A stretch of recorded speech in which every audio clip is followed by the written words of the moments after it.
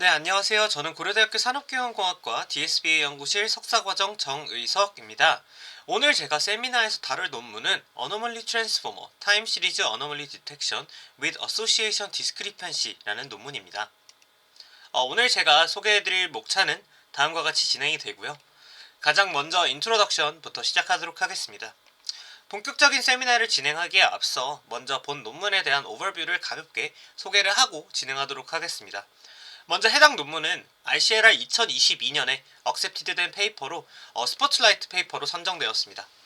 해당 논문은 이제 아노멀리 디텍션에 대해서 비지도 학습으로 학습하는 새로운 어프로치를 이제 제안했다는 점에서 각광을 받았고요. 어떤 식으로 컨셉을 잡냐면 처음에 이제 로컬 즉 프라이어 어소시에이션과 이제 전체적인 시간 정보를 보는 글로벌 시리즈 어소시에이션을 이제 각각으로 이제 미니맥스 방법을 통해서 최적화를 하면서 학습하는 이제 새로운 비지도 학습 이상치 탐지 모델이라고 생각하시면 될 것 같습니다. 그러면 이제 가볍게 오버뷰를 했으니까 조금 더 배경 설명을 해보도록 하겠습니다. 이제 비지도 시계열 이상치 탐지라고 하면 다음과 같이 두 가지 목적을 가지고 있는데요. 먼저 첫 번째로 모델이 우리가 가지고 있는 복잡한 시간 정보에 대한 의미를 함축적으로 학습할 수 있어야 된다는 목적을 갖고 있습니다. 그 다음에 두 번째로 비교적으로 이상치 탐지란 수많은 정상 데이터 중에 일부가 이상치이게 되는데 우리는 비지도 시계열 이상치 탐지 모델을 학습을 함으로써 이러한 적은 이상치에 대해서 이를 구별해낼 수 있는 크라이테리어를 학습해내는 것이 목적이 되게 됩니다. 그러면 이제 목적에 대해서 확인을 해봤고 조금 더 과거 클래시컬 어노멀리 디텍션과 최근 어노멀리 디텍션이 어떻게 발전되었는지 가볍게 이야기를 해보도록 하겠습니다. 기존 클래시컬 어노멀리 디텍션 같은 경우는 이제 머신러닝 같은 것을 활용해서 뭐 아이솔레이션 포레스트든 뭐 LOF든 이제 그러한 기법들이 있게 되는데 이제 그러한 어노멀리 디텍션 모델들은 다음과 같은 한계점을 갖고 있게 됩니다. 먼저 그냥 단순히 아이솔레이션 포레스트 같은 머신러닝 기반 어노멀리 디텍션을 수행하게 되면 모델 자체의 인풋으로 한꺼번에 정보가 들어가기 때문에 시간 정보를 고려하지 못한다라는 한계점을 가지고 있게 됩니다. 그 다음에 뿐만 아니라 이제 복잡한 현실 데이터를 단순한 이제 머신러닝 모델로 표현을 한다는 것은 정말 어렵기 때문에 이제 현실 세계에 있을 법한 시나리오를 일반화하는 작업이 매우 어려워지게 됩니다.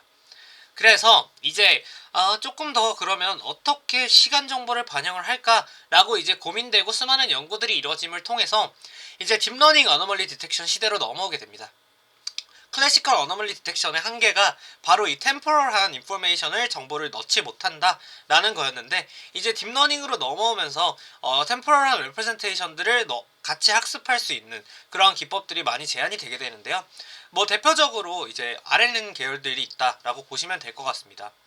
하지만 이 또한 이렇게 템포럴한 패턴들에 대해서 인포메이션이 좀 적고 그 다음에 앞에서 또 말했던 것처럼 이상치가 비교적 정상 데이터에 비해서 매우 적기 때문에 정상 데이터에 압도돼서 좀 그 정보가 묻히는 그러한 경향들이 있다라고 가볍게 생각을 하시면 될 것 같고요. 그 다음에 이제 우리가 흔히 딥러닝 어노멀리 디텍션을 할때 우리가 가지고 있는 정상 데이터를 리컨스트럭션해서 그 리컨스트럭션 된 거를 이제 차이를 통해서 리컨스트럭션 에러라는 것을 계산하게 되는데요.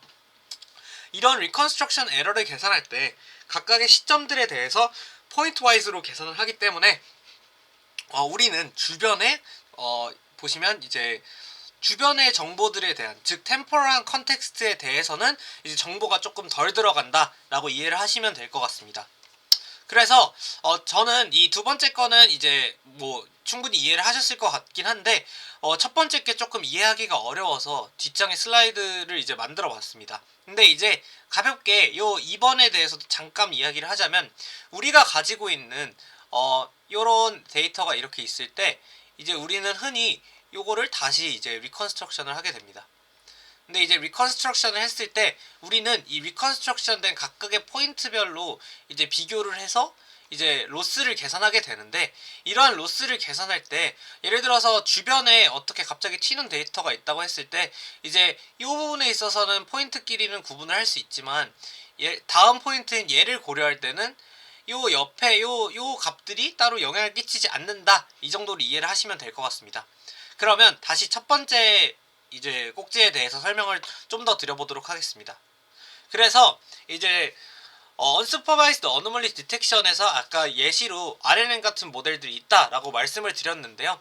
그래서 이제 최근은 아니고 이제 기존의 딥러닝 Unsupervised Anomaly Detection 같은 경우는 Recurrent Network Representation을 학습을 하게 됩니다. 근데 이제 아까 말했던 것처럼 이러한 포인트와이즈 레프레젠테이션은 다음과 같은 문제를 가지고 있게 되는데요. 그 말은 바로 뭐냐면 이 컴플렉스한 템포럴 패턴에 대해서 인포메이션이 적다. 즉 인포메이션이 손실될 수 있다라고 해석을 할 수도 있고요. 그 다음에 노멀 패턴, 정상 패턴에 대해서 좀 더 이제 이상치 데이터들이 압도될 수 있다라고 이야기를 할 수 있습니다. 좀 더 그림으로 한번 설명을 해볼게요. LSTM은 다음과 같이 각각의 시점들의 데이터가 들어가게 되면 이러한 히든 스테이트들이 함께 고려돼서 시간적 정보가 고려되는 템포럴한 레프레젠테이션이 학습이 되고 있는 모델이라고 볼 수 있습니다. 그때 하지만 시간이 흘러가면서 예를 들어서 이 2번 스텝에 대해서 정보를 학습할 때는 0번 스텝의 데이터가 물론 정보가 들어가긴 하지만 점점점 이 시간 차가 멀어질수록 정보가 손실될 수 있다라고 저는 해석을 했고요. 그 다음에 이상치 전에 수많은 정상 데이터들이 존재해서 우리가 예를 들어서 여기에 들어가는 H가 진짜 막 엄청난 정상 데이터를 통해서 학습이 된 히든 레프레젠테이션인데 여기에 이상치가 들어간다고 해서 섞이게 되면 그 정보들이 조금 압도돼서 묻힐 수도 있다라는 개념으로 저는 이해를 했습니다. 그리고 해당 그림은 본 논문에서 가지고 온 그림이 아니라 이 밑에서 나왔던 논문에서 따온 그림이라는 점 인지해 주셨으면 감사하겠습니다. 그래서 이제 본 논문에서는 각 타임 포인트 주변에 이제 모든 타임 포인트들 간의 관계로서 이제 좀 더 포인트 와이즈에 대한 로스만이 아니라 포인트 와이즈 디스트리뷰션으로 표현함으로써 주변까지 좀 더 고려를 해주고 싶다라는 취지에서 이제 논문을 주장을 펼쳐나갑니다. 그리고 뿐만 아니라 이상치의 경우 이제 아래와 같은 특징들을 갖는다라는 점을 활용을 하게 되는데요. 계속 앞에서도 언급을 하고 있지만 이상치는 레어하기 때문에 전반적인 시계열에 이제 약한 상관관계를 갖게 됩니다. 즉 어떤 말이냐면 이제 이렇게 데이터가 가다가 이상치가 뿅 튀게 되면 전반적인 이제 시계열에 대해서는 약한 상관관계를 띠게 됩니다. 왜냐면 전반적인 트렌드와는 좀 다르게 되니까요. 그 다음에 이상치 같은 경우는 이제 전반적인 거에서는 약한 상관관계를 가지고 있겠지만 이제 인접한 영역에 대해서 요 근방에 대해서는 이제 강한 상관관계를 갖게 됩니다. 그래서 우리는 이 관점에서 얘를 전체를 보기 때문에 글로벌한 관점으로 볼 수 있고 그리고 얘는 주변만을 바라보기 때문에 프라이어한 관점에서 볼 수 있게 됩니다. 그래서 저는 프라이어라는 것보다 약간 이해하시기 편하게 좀 더 이 첫 번째 꼭지 같은 경우는 글로벌 전체적으로 보는 거고 두 번째 꼭지 같은 경우는 이제 로컬 주변 인접 지역만 보는 것이라고 이해를 하시면 좀 더 이해하기 수월할 것 같습니다. 그래서 이러한 이상치의 특징으로 인해 각각 노멀과 업노멀 간의 어소시에이션, 즉 이 상관관계 간의 차이가 있을 것이라고 보고 이를 연관불일치, 즉 어소시에이션 디스크리펜시라고 정의를 하게 됩니다. 이러한 어소시에이션 디스크리펜시는 각 타임의 프라이어 어소시에이션, 즉 로컬한 상관관계와 시리즈 어소시에이션, 글로벌한 상관관계의 디스턴스로서 정의를 하게 됩니다. 연관불일치 값을 효율적으로 추출을 하기 위해서 이제 본 논문에서는 미니맥스라는 최적화 기법을 활용하게 되고요. 그래서 이제 본 연구는 이러한 연관불일치를 최초로 활용을 해서 어너멀리 어텐션을 잡아내는 어너멀리 트랜스포머라는 모델을 제안하고 이 모델이 이제 시계열 이상치 탐지에 있어서 엄청난 성능을 보이고 있음을 뒤에서 확인시켜 드리도록 하겠습니다. 그러면 이제 related work 소개하도록 하겠습니다. 먼저 Unsupervised Anomaly Detection에 대해서 앞에서 가볍게 소개를 했었는데요. 이러한 Unsupervised Anomaly Detection은 다음과 같이 Density Estimation, Clustering Based, Reconstruction Based로 나눌 수 있게 됩니다. 물론 여기는 이제 딥러닝과 머신러닝 기준으로 나눈 건 아니고요. 이제 각각의 기법들에 대해서 밀도를 활용하는 거, 그 다음에 이제 군집화를 활용하는 거, 그 다음에 이제 여기 같은 경우는 딥러닝인데 딥러닝에서 시계열 데이터를 다시 재생성해서 그 생성된 로스, 즉 각각의 타임스탬프들에 대한 리컨스트럭션 로스를 계산하는 방법이다 라고 보시면 될 것 같습니다. 그리고 이제 해당 논문들에 대해서 요 3번과 뭐 딥 SVDD와 뭐 이제 서크, 그 다음에 언어 뭐 매드겐, 그 다음에 이제 또 제가 조만간 LSTM VA에 대해서 또 한 번 더 논문을 다룰 예정인데, 이제 이런 것들이 저희 연구실 세미나에서 자주 다뤄졌으니 궁금하신 분들은 따로 검색해서 확인을 해보시면 좋을 것 같습니다. 그 다음에 역시 이름 어노멀리 트랜스포머에서 알 수 있다시피 본 모델은 트랜스포머라는 모델을 활용을 하는데요. 가볍게 트랜스포머에 대해서 소개하고 넘어가도록 하겠습니다. 트랜스포머는 어텐션과 피드포워드 네트워크로 구성된 인코더와 디코더 구조를 가지고 학습 속도가 매우 빠르며 성능도 우수한 모델입니다. 이는 어텐션을 통해 각각의 토큰들에 대한 관계를 학습해주고, 이를 통해 이제 뽑힌 어텐션을 통해서 관계 확인이 가능한 모델이다 라고 이해를 해주시면 될 것 같습니다. 그리고 이 트랜스포머가 소개되는 모델은 바로 Attention is all you need라는 논문입니다. 네, 그리고 이러한 트랜스포머를 활용한 언슈퍼바이즈 어노멀리 디텍션 연구들이 최근에 많이 이루어지고 있습니다.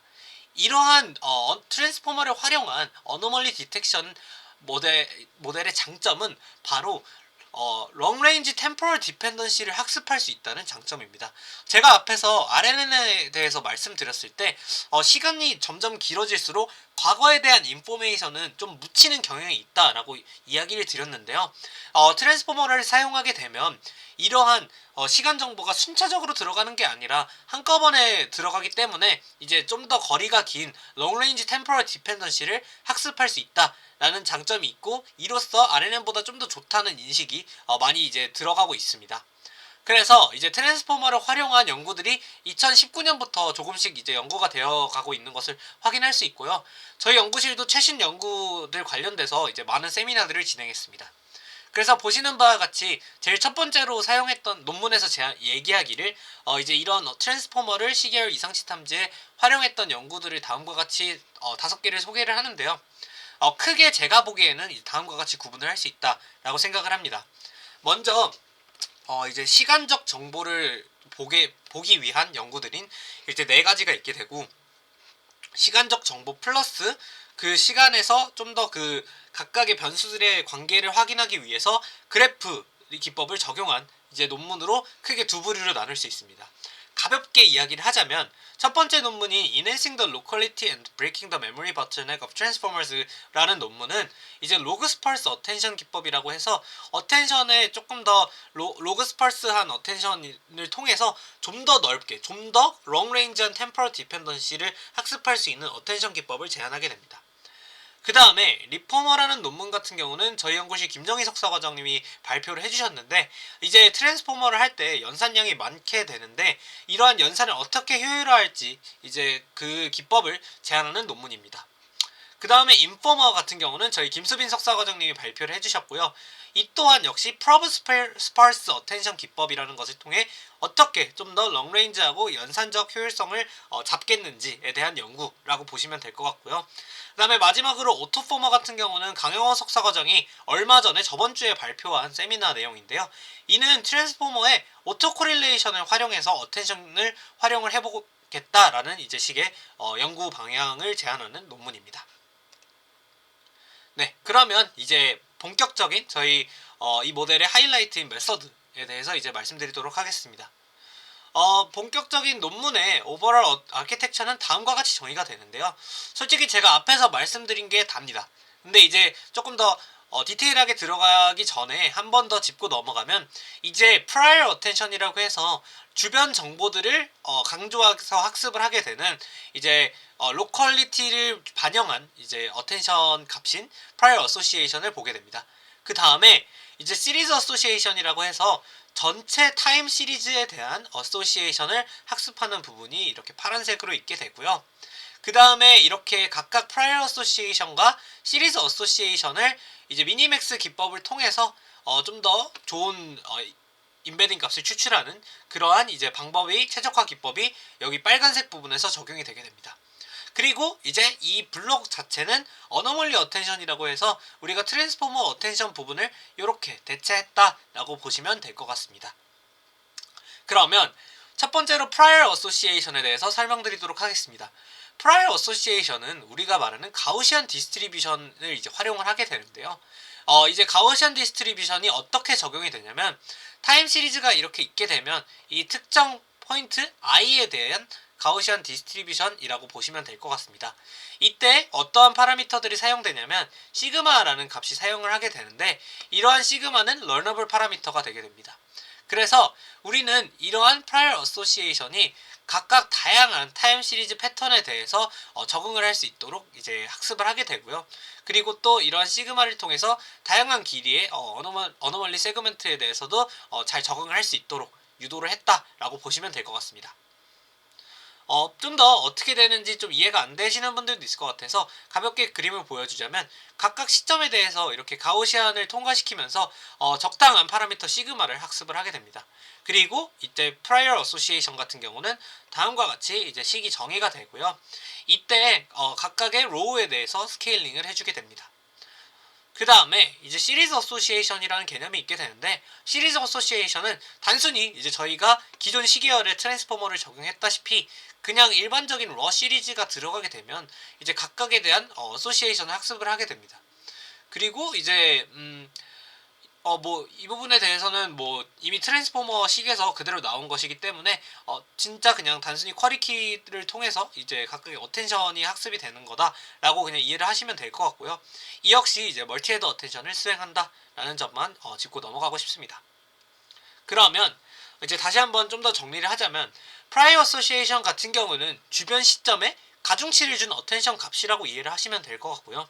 시리즈 어소시에이션은 기존 트랜스포머와 동일하게 전체 타임 시리즈에 대한 어텐션 값이라고 보면 될 것 같습니다. 그리고 식은 다음과 같이 정의가 되는데요. 가볍게만 보고 넘어가자면 기존 이제 타임 시리즈 X에 대해서 웨이트를 곱해줘서 각각 QKV 그 다음에 시그마를 도출을 하게 되고요. 그 다음에 이제 prior association은 각각 타임 스탬프 i에 대해서 이제 멀리 있는 J 각각의 J와의 거리를 이제 각각 정규분포를 통해서 값을 도출을 해내고 그 다음에 이 값에 대해서 이제 스케일링을 한 상관관계를 나타내는 값이라고 보시면 될 것 같습니다. 그 다음에 시리즈 어소시에이션 같은 경우는 기존의 트랜스포머 쿼리키를 곱해서 각각의 어텐션을 도출해낸 그러한 값이라고 이해를 하시면 될 것 같고요. 그 다음에 리컨스트럭션 같은 경우는 추후에 우리가 리컨스트럭션 러스를 계산해야 되기 때문에 이러한 시리즈 어소시에이션에서 도출한 SL의 밸류 값을 곱해서 이제 리컨스트럭션을 해낸 값이라고 생각하시면 될 것 같습니다. 조금 더 이제 이해를 위해서 여기 논문에서 가지고 온 슈도 코드를 한번 가져와 봤는데요. 어떤 식으로 되는지 제가 앞에서 말씀드렸던 거를 다시 한번 슈도 코드를 통해서 설명드리도록 하겠습니다. 이제 우리가 타임 시리즈 X에 대해서 먼저 웨이트를 곱해주는 MLP를 통과시켜서 각각 스플릿을 통해 쿼리키 그 다음에 이제 밸류 그 다음에 시그마 값을 이제 넣게 됩니다. 그리고 각각의 멀티헤드에 대해서 각각의 헤드에 대해서 쿼리키 그 다음에 V 그 다음에 시그마에 대해서 우리는 먼저 시그마를 먼저 이렇게 펴주게 되고 그 다음에 이제 이 시그마를 통해서 각각의 디스턴스 즉 디스턴스는 뭐냐면 우리가 가지고 있는 각 시점 i와 j에 대한 릴레이티브 디스턴스 매트릭스가 되는데 이제 이거에 대해서 정규 분포를 구하게 됩니다. 그런 다음에 각각의 정규 분포에 대해서 로우와이즈 스케일링을 진행하게 됩니다. 그리고 이제 여기서 먼저 prior association이 학습이 되고 그 다음에 이제 시리즈 어소시에이션을 다음과 같이 여기 구한 쿼리키를 활용을 해서 어텐션을 구하게 되고 그 다음에 이 SM을 통해서 리컨스트럭션을 하게 됩니다. 그 다음에 이제 뒤에 부분은 추후에 또 이야기가 될 것이기 때문에 그 다음에는 이제 각각의 멀티헤드에 대해서 컨캐트네이션을 시키고 이제 MLP를 한 번 더 태워서 최종적인 Z헤드를 도출한다라는 이제 플로우라고 이해를 하시면 될 것 같습니다.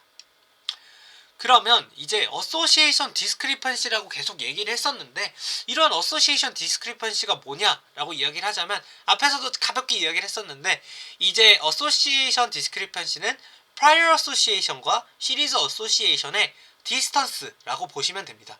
그러면 이때 디스턴스가 어떠한 디스턴스를 활용했나 라고 궁금하실 수 있겠는데, 여기서는 KL 다이버전스를 사용하게 됩니다. 그래서 KL 다이버전스를 좀 이야기를 하자면, 이제 두 개의 분포들 간의 유사도를 측정하는 것이 바로 KL 다이버전스라고 이야기를 할 수 있는데요. KL 다이버전스의 식을 분해하면 이제 정보 엔트로피와 크로스 엔트로피로 분해가 가능하게 됩니다. 아래 식이 바로 KL 다이버전스고요. 바로 분해한 결과값이 다음과 같습니다. 보시면 이제 Q분포와 P분포가 같게 되면 이제 로그가 1이 되게 되는데 죄송합니다. 근데 이제 로그 1이 바로 0이기 때문에 동일한 분포이게 되면 KL 다이버전스가 0의 값을 갖게 됩니다. 뭐 이제 우측 같은 경우는 그냥 KL 다이버전스가 이렇게 분포 간의 차이를 수치화할 수 있다라는 것을 그냥 그림을 한번 가져와 본 거고요. 어소시에이션 디스크리펀시는 그래서 각각의 레이어들에 대한 S 기분 P, 그 다음에 P 기분 S에 대한 KL 다이버전스를 이제 평균된 값을 활용한다 라고 이해를 하시면 될 것 같습니다. 이 또한 한 번 더 역시 복습 차원에서 슈도코드를 가져오면 좋을 것 같아서 가져와 봤는데요. 보시는 바와 같이 여기서는 제가 앞에서 소개해드린 거와 조금 다르게 먼저 민을 구하게 됩니다. 그래서 즉 각각의 이제 P에 대해서 평균을 때린 P'과 S에 대해서 평균을 때린 S'에 대해서 이제 KL 다이버전스를 구해서 각각 R'이라는 값을 도출을 하고, 이 R'에 대해서 평균을 때려서 R이라는 Association Discrepancy 값을 구하는 것을 확인할 수 있습니다. 그렇다면 도대체 어떻게 이게 우리가 그 전체적인 시리즈 어소시에이션과 프라이어 어소시에이션을 차이를 왜 구분을 하는지, 그리고 이거에 대해서 조금 직관적으로 제가 그림을 그려보았습니다. 먼저 이제 이 부분은 제가 해석한 직관적인 해석이기 때문에 좀 더 다른 의견이 있으신 분들 같은 경우는 댓글을 달아주시면 이제 최선을 다해서 하면 답변 드리도록 하겠습니다. 그러면 이제 보시면 이제 좌측 하단에 있는 그림이 이제 논문에서 사용된 그림이고요. 보시는 바와 같이 각각의 타임 시리즈가 이렇게 있게 되고 이상치가 튀어나오게 되면 우리는 시리즈 어소시에이션을 통해서 먼저 이제 어텐션을 학습을 하게 됩니다. 이제 전반적인 시계열 정보가 들어가기 때문에 보시는 바와 같이 멀리 떨어져 있는 부분은 어텐션이 적게 되고, 그러니까 즉 이렇게 작게 되고, 그 다음에 이 이상치가 들어있는 부분이 어텐션이 이렇게 피크를 찍는 것을 확인하실 수 있습니다. 그 다음에 프라이어 어소시에이션 역시 각각 포인트 i에 대해서 이제 가우시안 커널을 통해서 이제 이와 유사한 값을 구하는 것이기 때문에 여기 보시는 바와 같이 여기서도 피크를 찍고 있는 것을 확인하실 수 있습니다. 그러면 이제 여기서 보시는 바와 같이 이상치 포인트에 대해서는 우리의 시리즈 어소시에이션과 프라이어 어소시에이션이 유사한 분포를 띠고 있는 것을 확인하실 수 있습니다. 그래서 우리는 이로써 더 작은 KL 다이버전스를 이상치 때는 가질 수 있다라고 직관적으로 보실 수 있고요. 반면에 이제 타임 시리즈가, 이건 제가 그냥 다시 그려본 겁니다. 이 똑같이 타임 시리즈에서 이제 이상치가 없는 그냥 정상 데이터일 때는 이제 어텐션 역시 고루고루 이제 퍼져 있는 것을 확인을 하실 수 있을 거고요. 그리고 이렇게 고루고루 퍼져 있는 거와 우리가 프라이어 어소시에이션으로 구하게 된 가우시안 디스트리뷰션이 좀 더 다른 분포를 띠고 있는 것을 이제 직관적으로 또 느끼실 수 있을 겁니다.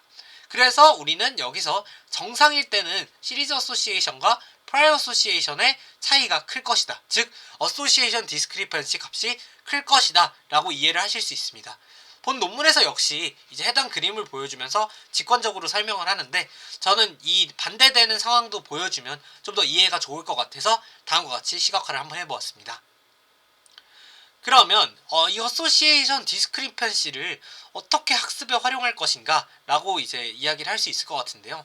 먼저 어소시에이션 디스크리펀시가 아까 말씀드렸다시피 정상 데이터와 이상치 데이터의 이제 차이를 보여줄 수 있는 좋은 지표이기 때문에 본 논문에서 역시 노멀과 어브노멀의 차이를 극대화하기 위해 어소시에이션 디스크리펀시 텀을 추가를 해주게 됩니다. 그리고 앞에 같은 경우는 기존의 여타 다른 타임 시리즈 어노멀리 디텍션 모델들이 사용하는 로스와 같이 이제 이 기존에 있던 X를 다시 한번 리컨스트럭션한 X햇에 대한 리컨스트럭션 로스 역시 텀으로서 활용을 하게 됩니다. 그래서 이게 최종적인 로스이게 되고요. 그리고 이제 어소시에이션 디스크리펀시를 맥시마이즈 할 때 이제 람다 값을 통해서 어느 정도 고려를 해줄지 정해준다라고 보시면 될 것 같습니다. 이때 왜 그러면 그냥 단순히 맥시마이즈를 활용을 하면 되지 왜 미니맥스를 하냐라는 이제 의문점이 이제 드시는 분들도 계실 텐데요. 보시는 바와 같이 단순히 어소시에이션 디스크리펜시를 최대화하게 되면 이제 가우시안 프라이어의 베리에이션을 극소화하는 위험이 존재하게 된다라고 이야기를 하게 됩니다. 그래서 이를 해결하기 위해 미니맥스 전략을 사용하게 되는데요.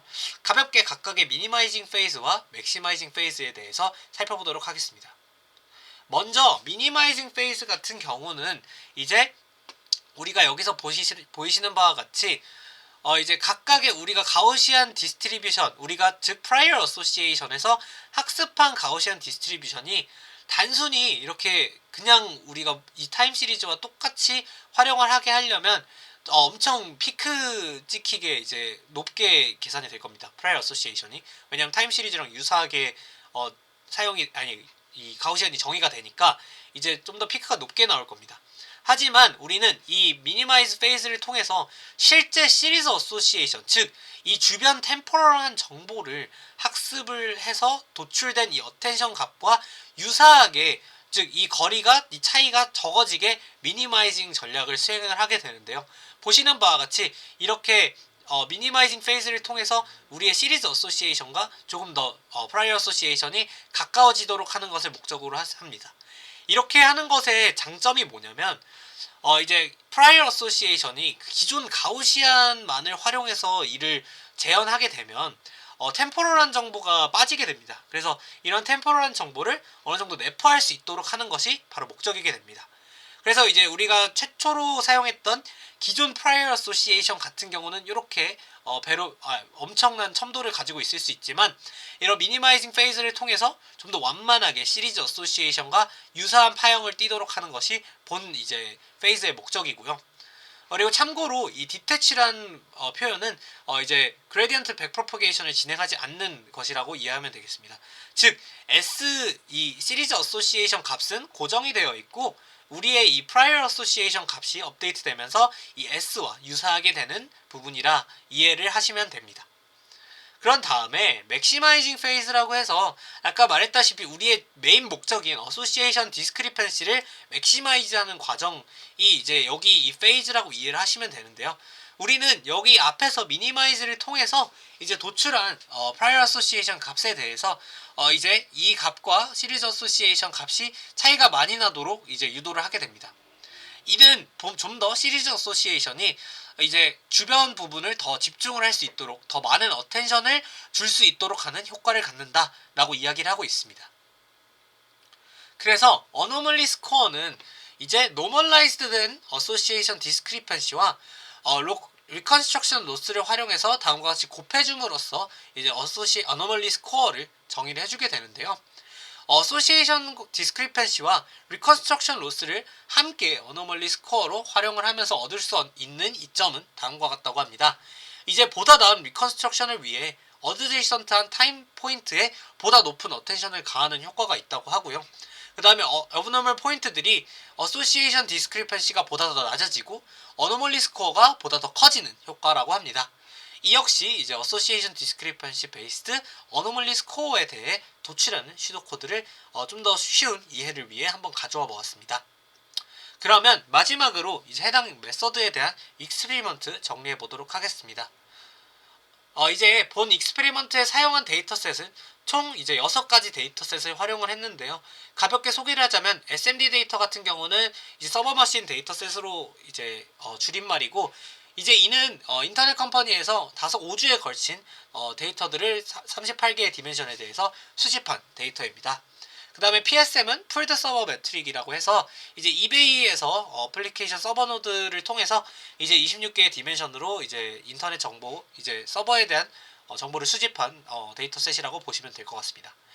그 다음에 MSL과 SMAP 같은 경우는 나사 데이터셋으로 이제 나사에서 인시던트 서프라이즈 어노멀리 리포트를 통해서 각각 55개의 변수와 25개의 변수로 수집한 데이터셋이라고 보시면 됩니다.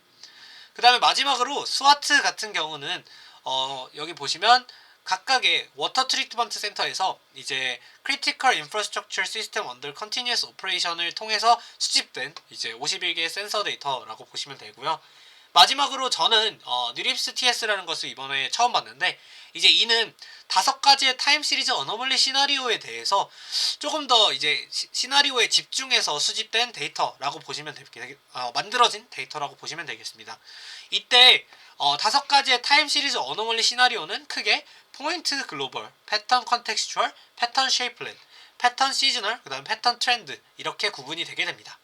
그러면 이렇게만 말로 하면 마지막 데이터셋은 좀 어려울 것 같아서 조금 더 한번 가져와 봤는데요. 본 논문에서 이제 다음과 같이 이제 해당 방법에 대해서 소개를 합니다.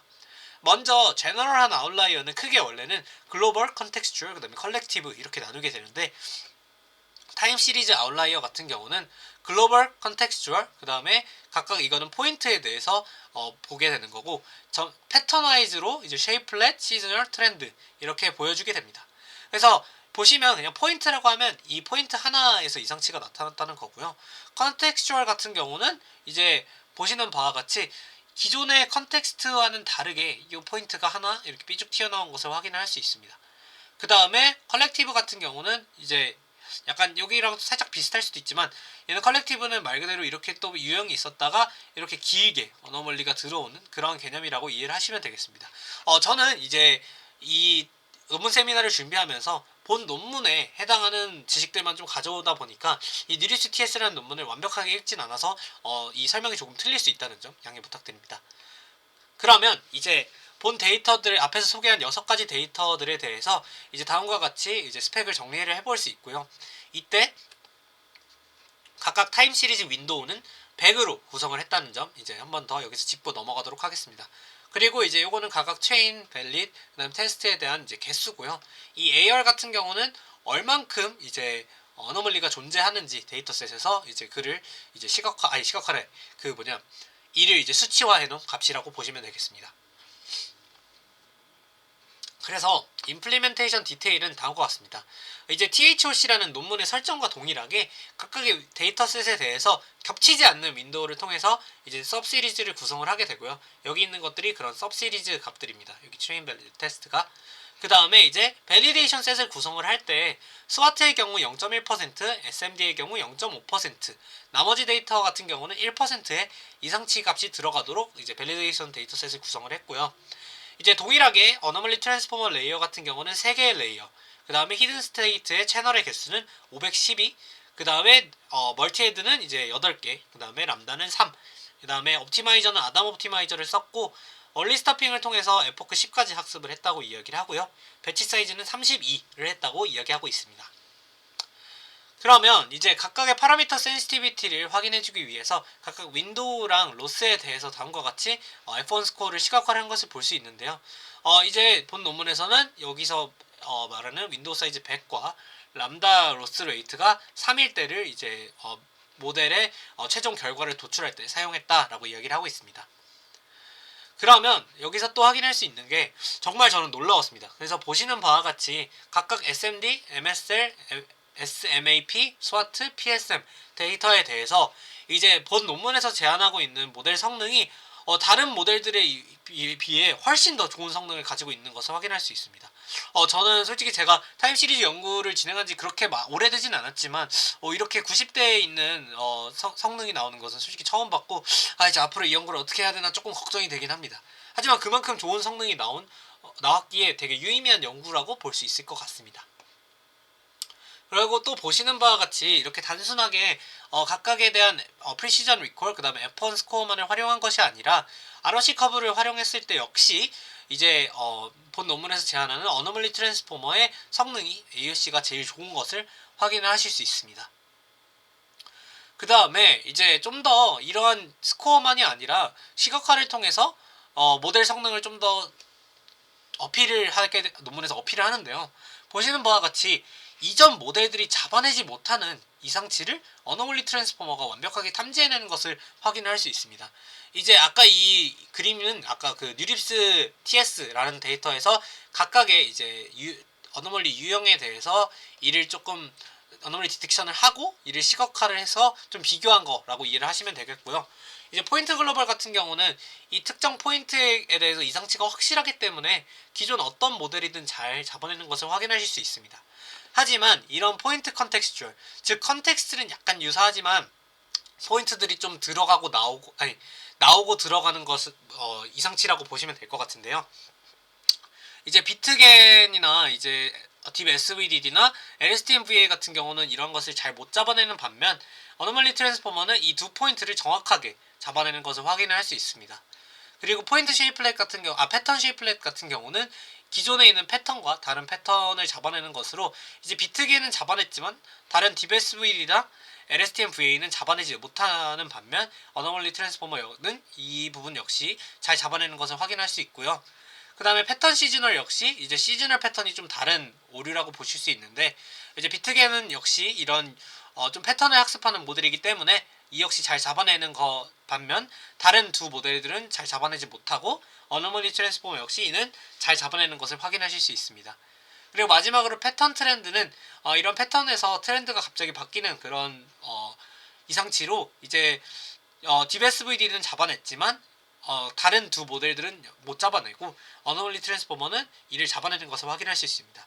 그래서 즉 본 논문에서 이야기를 하는 것은 다른 좋은 모델들이 했을 때 모든 이상치에 대해서 잘 잡아내지 못하는 경향이 있지만 우리의 어노멀리 트랜스포머는 이를 다 잘 잡아낸다 라는 것을 이렇게 시각화를 통해서 보여주고 있습니다. 그 다음에 이제 어블레이션 스터디에 대해서 살펴보시면 어노멀리 트랜스포머가 각각 우리가 그냥 기존 그냥 리컨스트럭션 하는 트랜스포머에 비해서 어떻게 각각 파트들을 더했을 때 성능이 나오는지를 보여주는 건데요. 기존 트랜스포머를 활용해서 리컨스트럭션을 했을 때는 에버리지 F1 스코어가 76.62가 나오는 것을 보실 수 있고 이제 어노멀리 트랜스포머를 사용해서 단순히 리컨스트럭션을 어노멀리 크라이테리언으로 단순히 리컨스트럭션 에러만을 사용했었을 때는 76.2 그 다음에 어소시에이션 디스크리펜시만을 사용했었을 때는 91.55가 나온 것을 확인할 수 있고 이를 이제 둘 다 활용을 했었을 때 다음과 같이 성능이 나온 것을 확인하실 수 있습니다. 그리고 이제 각각의 프라이어 어소시에이션을 고정했을 때 성능은 이 정도지만 이를 학습을 하게 되면 성능이 점점 늘고 그 다음에 단순히 이제 맥시마이제이션을 활용했을 때는 아까 말했다시피 베리언스를 덜 고려해주기 때문에 성능이 이 정도밖에 안 나오지만 우리는 이 미니맥스 기법을 통해서 활용을 했을 때 94.96이라는 좋은 성능을 갖게 되는 것을 확인하실 수 있습니다. 그리고 이제 뿐만 아니라 간단하게 리컨스트럭션 크라이테리언이랑 이제 어소시에이션 베이스드 크라이테리언을 활용했었을 때 어노멀리를 어떻게 디텍션 하는가를 이제 좀 더 이제 모델 내부적으로 좀 보여주는 시각화 자료가 또 있었는데요. 보시는 바와 같이 이제 리컨스트럭션을 사용하게 되면 이런 포인트 글로벌에 대해서는 잘 잡지만 이제 보시는 바와 같이 컨텍스추얼 측면에서는 디텍션 에러가 나게 됩니다. 하지만 어소시에이션 베이스드 크라이테리언을 통해서 프라이어 어소시에이션을 같이 고려를 해주게 되면 이렇게 디텍션 에러가 일어나지 않는 것들을 확인할 수 있습니다. 이 또한 다른 패턴들에게도 역시 어소시에이션 베이스드 크라이테리언을 활용을 했었을 때 단순 리컨스트럭션 크라이테리언에서 못 잡는 이제 디텍션 에러들에 대해서는 이제 에러가 나지 않는 것을 확인하실 수 있습니다. 그리고 이제 또한 또 재밌게 봤던 게 이제 좀 더 아까 말씀드렸던 것처럼 그 우리가 가우시안 디스트리뷰션을 할 때 얼만큼 베리언스를 가해줄지 이제 시그마 값으로 학습을 하게 된다라고 이야기를 했는데요. 보시는 바와 같이 이상치 데이터들이 있게 되면 아까 말씀드렸던 것처럼 이상치 데이터는 주변을 적게 본다라고 이야기를 했지 않습니까? 그래서 이제 비교적 다른 것들에 비해서 이상치가 있는 포인트는 시그마 값이 현저히 낮은 것을 다 확인하실 수 있습니다. 저는 이 부분이 매우 신기했고요. 개인적으로는. 네, 그래서 이렇게 이제 시그마의 중요도를 확인할 수 있고 실제로 이 가우시안 디스트리뷰션을 통해서 학습한 프라이어 어소시에이션이 매우 유의미하다라는 결과에 저는 이를 수 있었습니다. 네, 이상으로 발표 마치도록 하겠습니다. 들어주셔서 감사합니다.